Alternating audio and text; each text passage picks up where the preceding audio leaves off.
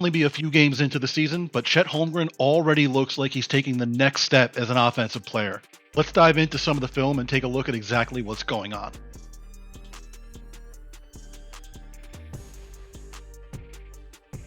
The first thing to note is that Chet is being tasked with creating his own offense more often than he was last year.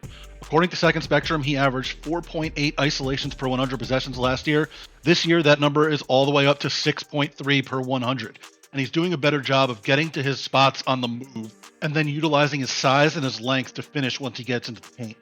And he's doing that when being tasked with true individual creation and isolation situations, or when he gets put in an advantage situation by one of his teammates, like on a dribble handoff or operating as the trailer in transition. He's been more aggressive and more intentional about driving to the basket, averaging about 3 more drives per 100 possessions according to Second Spectrum.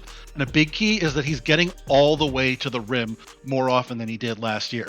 About 30% of his field goals came within 3 feet of the rim last season. That's up above 40% this year. He shot 77% on those shots last season. This year he's up around 87%. That's going to make you a much more efficient player, and he's not even shooting well from 3 yet, so when that comes around, he'll be even more efficient. There's also what he's doing out of pick and rolls, where he's short rolling more than 3 times as often this season as he did last year, and that's putting him in position to use what looks like an elite mid-range jumper. He's shooting around 77% from 10 to 16 feet away, and he hasn't missed a long 16 to 23 footer so far this year. And of course, if you leave him enough space on that short roll, well, he'll just go and dunk it on your entire defense's head like he does here. But the biggest thing to me is that he's doing a better job of leveraging this stuff into creating more opportunities for his teammates.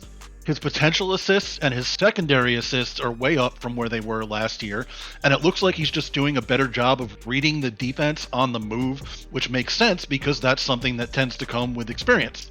And that might result in an assist right away, or it might result in the Thunder getting a better shot from creating ball movement out of the possession that Chet starts. He's getting this done in isolation situations. He's getting it done when he comes off a screen on the perimeter or off the pin down closer to the basket.